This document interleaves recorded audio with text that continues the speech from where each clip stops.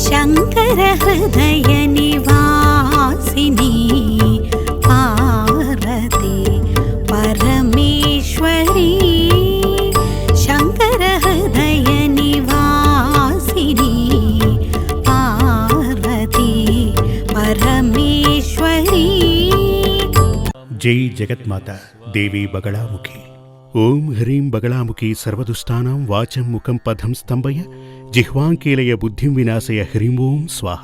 బగళాముఖీ దేవి ఆరాధన పూజలన్నీ కూడా తాంత్రిక విధానుసారం చేయవలసి ఉంటుందని ఇదివరకే నేను చెప్పడం జరిగింది, మీరు విన్నారు కూడా।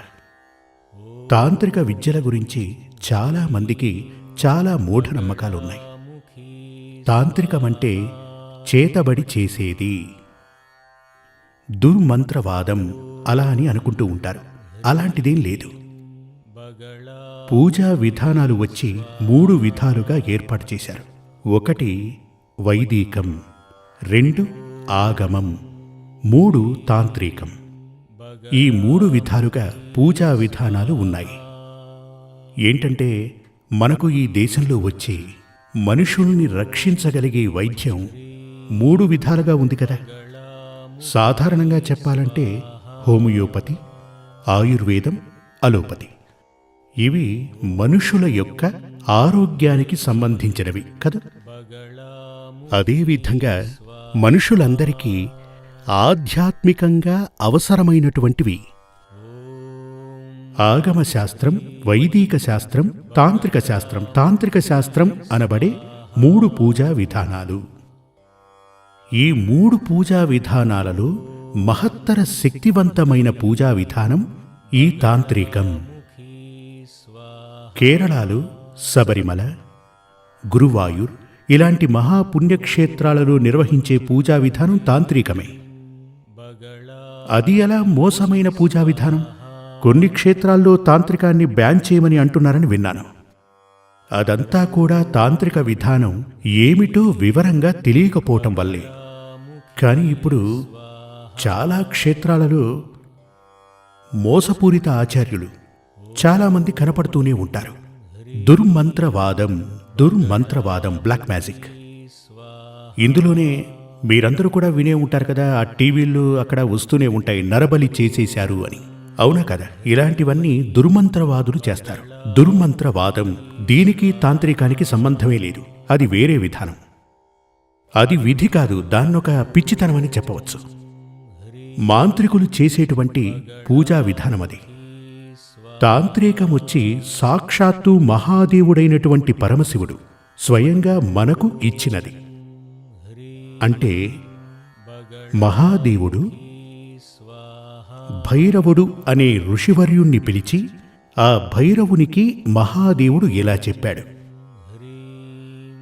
ఆ భైరవునికి మహాదేవుడు చెప్పాడట, భూమి యందు మనుషులు సంతోషంగా బ్రతకాలి, వారికి ఆపదలు వచ్చినప్పుడు ఆ ఆపదల నుంచి మనం వారిని కాపాడాలి, అందుకుగాను దేవలోకానికి పైనున్నటువంటి దేవీ లోకమునందు దేవతల్ని ఆవాహన చేసుకుని భూమి యందు ప్రతిష్ఠించి ఆరాధన చెయ్యాలి।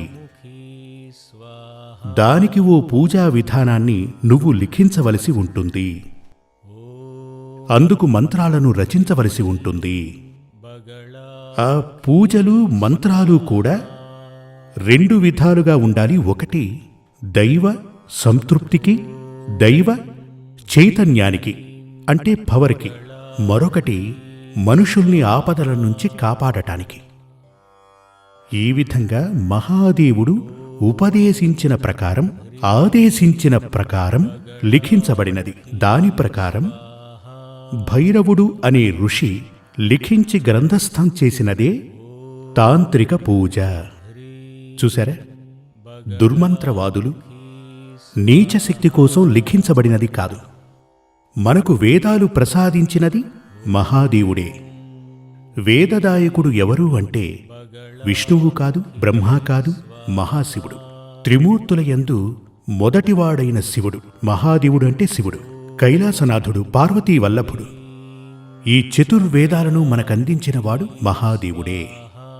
మహాదేవుడు ఏం చెప్తాడంటే కలియుగం అంతమయ్యేలోపు ధర్మం క్షీణిస్తుంది, అధర్మం తల ఎత్తుకుని తిరుగుతుంది అని చెప్పాడు. మానవులు చాలా అశాంతితో బాధపడతారు. అడ్డంకులు ఏర్పడతాయి, కష్టనష్టాలు ఏర్పడతాయి. మనిషికి ప్రశాంతతే ఉండదు.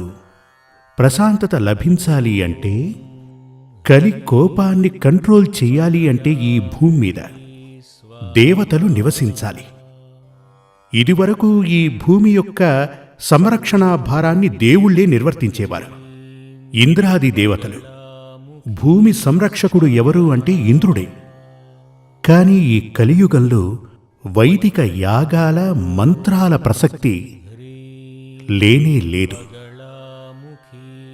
ఇప్పుడు చూడండి, ఈ వైదిక యాగాలు ఎక్కడ జరుగుతున్నాయి?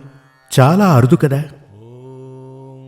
అంటే వివరంగా చెప్పాలంటే ఇంద్రుడు, అగ్ని, వాయువు, వరుణుడు ఇలా ఉన్నటువంటి దైవలోక దేవుళ్ళు, వారిలో ముఖ్యుడు దేవేంద్రుడు, అతనే ఇంద్రుడు. వీరికి ఎటువంటి క్షేత్రాలు భూమి మీద లేవు. వీరిని ఎవరూ ఆరాధించడం లేదు. చాలా అరుదుగా కొన్ని కాలాలలో యాగాలు అవి నడుస్తూ ఉంటాయి. అవి మన దేశంలో ఎక్కడ జరుగుతున్నాయో నాకు తెలియదు. కేరళలో చాలా అరుదుగా ఇటువంటి యాగాలు, వైదిక యాగాలు జరుగుతుంటాయట. ముఖ్యంగా కలియుగంలో వైదిక యాగాలకు బదులు, అంటే వేదాలు అని చెప్పబడే దైవాలకు బదులు, అంటే దేవుళ్ల కన్నా దేవతలకే ప్రశస్తి ఎక్కువ, ముఖ్యత్వం. ఎందుకు అంటే కలియుగంలో మనుషుల్ని కాపాడటానికి దేవతలు కావాలి. ఆ దేవతల్ని ఎలా ఆరాధించాలి? ఆ దేవతల్ని ఆరాధించే మనుషులకొచ్చే దోషాల నుంచి అతన్ని ఎలా బయటకు తీసుకురావాలి? అందుకు ఏర్పరిచిన విధి విధానాలే తాంత్రిక పూజలు. మీకొక పెను ప్రమాదం రాబోతోంది అని అనుకోండి జాతకం ప్రకారం. ఇప్పుడు ఇక్కడో తర్కం ఉంది. అప్పుడు ఆ భైరవ ఋషి మహాదేవుని ఇలా అడిగారు, అయ్యా మహాదేవ పరమశివ, జనానికి ప్రమాదాలు పొంచినప్పుడు అందులోంచి వారిని రక్షించటానికి ఈ శాస్త్రం, దానిని తాంత్రిక విధి విధానంలో లిఖించమని చెప్పారు. చేస్తున్నాను. కాని ఆపద రాబోతుందని ఎలా కనుగొంటారు? అది మాత్రమే కాదు, ఏ ఆపదకు ఎలాంటి పూజ చెయ్యాలని ఎలా తెలుస్తుంది? అలా అని శివుణ్ణి అడిగారట. వ్యాధేంటో తెలిస్తేనే కదా వైద్యం చేయగలం కదా. ఆ వ్యాధి ఏమిటి అది తెలిస్తేనే కదా దానికి మందులేసుకోగలం. అలా చేస్తేనే కదా మనకు వ్యాధి నయమవుతుంది. అందుకొరకే మహాదేవుడు జ్యోతిష్యాన్ని ప్రసాదించారు. అర్థమైందా? మనకు మార్గం చూపించిన మహాదేవుడు మాతృతుల్యుడు, కరుణామూర్తి. ప్రేమే శివం అంటారు. ప్రేమ శివం కాదు, త్యాగమే శివం.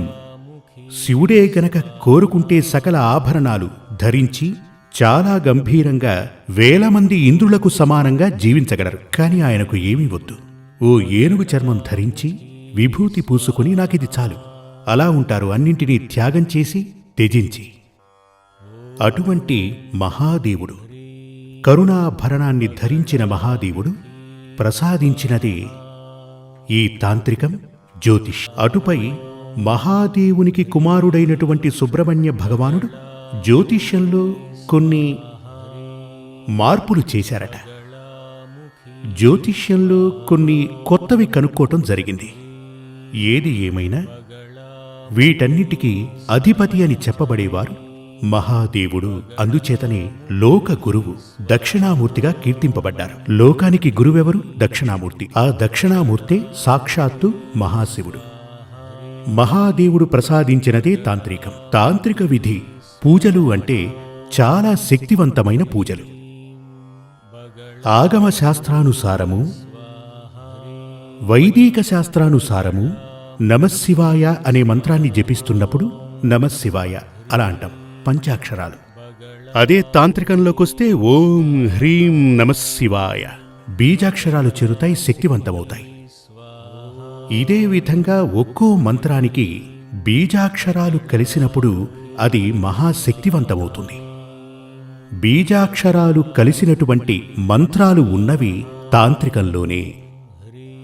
మనకు దోషముంది అనుకుంటే గనక ఆ దోషానికి పరిహారం చేయాలనుకుంటే తాంత్రిక పూజా విధానం వల్లే అవుతుంది.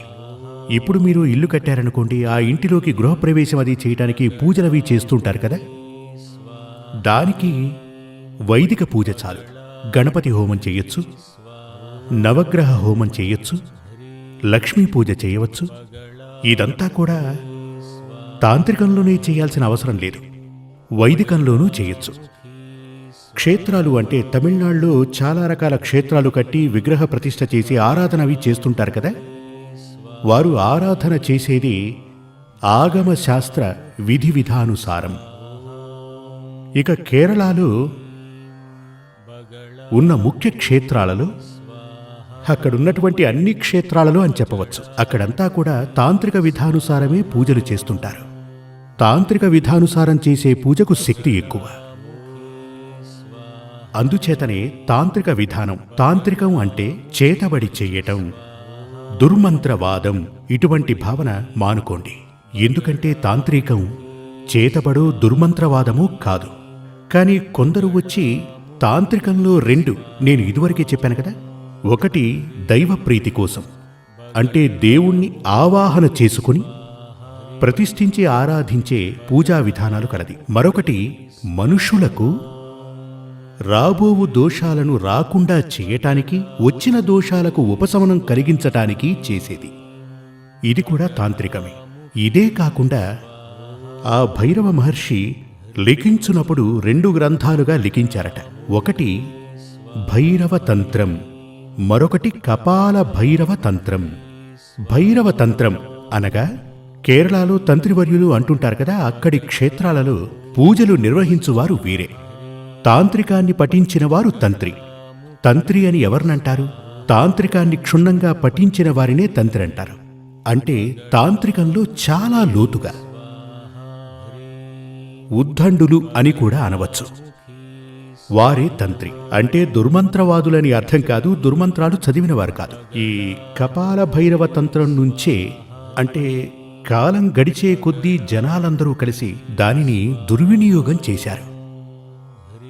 దుర్మంత్రవాదులు చాలామంది ఉన్నారు, కానీ అది వచ్చి చాలా అరుదుగా, దాన్ని చదివి ప్రయోగించిన వారు చాలా అరుదుగా ఉన్నారు. కానీ ఈ భైరవ తంత్రం అని చెప్పబడేది ఖరాఖండిగా, తాంత్రిక విద్య అని చెప్పబడేది ఖరాఖండిగా క్షుద్ర పూజలు, దుర్మంత్రవాదం కాదు. కేరళలోని మహాక్షేత్రాలలో నిర్వహించున్నది తాంత్రిక పూజలే. అందుచేత తాంత్రికం అనగానే భయపడాల్సిన అవసరం లేదు. ఒక వ్యాధి వచ్చినప్పుడు హోమియోపతి మందు తీసుకోవచ్చు, ఆయుర్వేద మందుని తీసుకోవచ్చు, రోగం నయం కావటానికి అలోపతి మందు తీసుకోవచ్చు. కానీ మీకు శీఘ్రంగా నయమయ్యేది ఏది? మీరే చూసుకోండి. శీఘ్రంగా మనం కోలుకునేదేది? మీకు ఒక జ్వరం వచ్చింది, తీవ్రమైన అనారోగ్యం వచ్చింది. ఆ వ్యాధి హోమియోపతి వల్ల త్వరగా నయమవుతుందా, ఆయుర్వేదం వల్ల త్వరగా నయమవుతుందా, అలోపతి వల్ల త్వరగా నయమవుతుందా? అలోపతి తీసుకుంటేనే కదా మనకు త్వరగా నయమవుతుంది. అదేవిధంగా అన్ని పూజా విధానాలకు ఫలముంటుంది, లేదని కాదు. కానీ శీఘ్రముగా మనకు ఫలాన్ని అందించేది తాంత్రికమే. ఎందుకు అంటే పూర్వపు రోజుల్లో, ద్వాపర యుగం నుంచి ఇప్పటి వరకు మనుషులందరికీ ఆయుష్ చాలా తక్కువ. శ్రీకృష్ణ భగవానుడు 120 సంవత్సరాలు బ్రతికారని మనకు తెలుసు. మనకు తెలుసా లేదా? మీకు తెలుసో తెలీదో కానీ నాకు తెలుసు. దీనిని మన గ్రంథాలలో చెప్పటం జరిగింది. అంటే దానికి ముందు త్రేతాయుగంలో పలు లక్షల సంవత్సరాలు బ్రతికారని చెప్తూ ఉంటారు శ్రీరాముని కాలం నాటి జనాలు. ఇప్పుడు మనందరికీ ఆయుష్ తక్కువే. కావాలంటే మీరే ఒకసారి ఆలోచించండి. ఇప్పుడు 100 సంవత్సరాలు బ్రతికిన మనుషులున్నారా? చాలా అరుదు కదా. సరాసరిన మన వయసు ఎంతుంటుంది? ఓ 80 ఏళ్ళు చెప్పచ్చా? ఆలోపే ఊహించని వ్యాధులు మనకొస్తుంటాయి కదా. అంటే మన ఆయుష్ తక్కువగా ఉన్న ఈ కాలంలో ఒక వ్యాధి వచ్చిందంటే, ఓ ప్రాబ్లం వచ్చిందంటే, ఒక సమస్య తలెత్తిందంటే 5 సంవత్సరాల వైద్యం పనికిరాదు. త్వరగా మనం అందులోంచి బయటపడాలి. మళ్ళీ మనం ఆరోగ్యవంతులం కావాలి, ధనభాగ్యం కలగాలి, సంతోషంగాను సుఖంగాను బ్రతకాలి. అలా జరగాలి అంటే తాంత్రిక పూజలే చేయవలసి ఉంటుంది దోష పరిహారానికి. అందుచేత వైదికానికో ఆగమానికో శక్తి లేదు అని నేను చెప్పట్లేదు. తప్పకుండా మహత్తర శక్తి ఉంటుంది. కానీ ఎప్పుడూ కూడా దోషాలంటూ తలెత్తితే దైవప్రీతికి ఈ 3 పూజల్లో ఏ పూజైనా చేయవచ్చు. కానీ అపూర్వమైన కొన్ని మూర్తులకు, మూర్తి అనగా ఈశ్వర శక్తి, అటువంటి మూర్తులకు, బగళాముఖీదేవి అమ్మవారికి, బగళాముఖీదేవికి ఎటువంటి పూజా విధానాలు చెయ్యరు. చెయ్యకూడదు అంటారు, తాంత్రిక పూజలే చెయ్యాలట, అలా అని విధి విధానముంది. కానీ చాలా ముఖ్యమైనటువంటి పలు మూర్తులకు తాంత్రికంలో చేస్తే గనక, పూజా విధానాలు తాంత్రికంలోనే చేస్తే గనక చాలా శక్తి, శీఘ్రంగా మనకు ఫలం లభిస్తుంది. మనం దైవ పూజలు చేసేది అందుకేగా. మన దుర్దశ పోవాలి, మన జీవితం ఆనందంగా ఉండాలి, అందుకేగా. అంటే శీఘ్రంగా మనకు ఫలం లభించాలి అంటే, దోష శమనం కలగాలి అంటే ప్రశాంతత, సంతోషం ఉండాలి. ఈ విధంగా మనిషి సంతోషం కోసం ఈ యోగాలన్నీ మనకు సిద్ధించడానికే ఆ మహాదేవుడు ప్రసాదించినదే తాంత్రిక పూజ.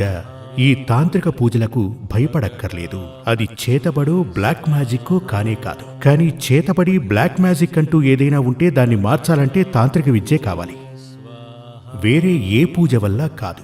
అంటే సర్జరీ చెయ్యాలి అంటే ఆపరేషన్, కొన్ని వ్యాధులకు, కొన్ని అనారోగ్యాలకు ఆపరేషన్ చేయాలి అంటారు కదా. ఆలోచించి చూడండి. ఈ ఆపరేషన్ ట్రీట్మెంట్ వచ్చి హోమియోపతిలో లేదు, ఆయుర్వేదంలోనూ లేదు. సర్జరీ అనేది ఎందులో ఉంది? అలోపతిలోనే కదా. అంటే సర్జరీ చేసి మన వ్యాధిని నయం చేసినట్లుగా తాంత్రికంలోనే అటువంటి మహత్తర పరిహారాలు ఉన్నాయి అని చెప్తున్నాను. జై జగన్మాత దేవి బగళాముఖి సమస్త భక్తానాం సర్వాభీష్టం సాధయ సాధయ హ్రీం ఓం. శ్రీ సూర్యమంగళం అద్వైత వేద విద్యాపీఠంలో తాంత్రిక పూజల్లో సిద్ధహస్తులైన ఎందరో ఆచార్యులు అమావాస్య, పౌర్ణమి రోజుల్లో ప్రత్యేక యాగాలు నిర్వహిస్తారు. ఈ యాగాల్లో పాల్గొనడం ద్వారా తల్లి శ్రీ బగళాముఖీదేవి అనుగ్రహం వల్ల సర్వదోషాలూ పోయి సకల సౌభాగ్యాలు మనకు కలుగుతాయి. శ్రీ సూర్యమంగళం అద్వైత వేద విద్యాపీఠం జ్యోతిష్యం, ప్రశ్నలు, వాస్తు, తాంత్రిక పూజలు మరియు వేదయాగాలు నిర్వహిస్తారు. సంప్రదించవలసిన నంబర్ 7305442299 7305442299. చెన్నై, కోయంబత్తూర్, బెంగళూరు, హైదరాబాద్, విజయవాడ, ఢిల్లీ, ముంబై, తిరునల్వేలి, టెక్సాస్.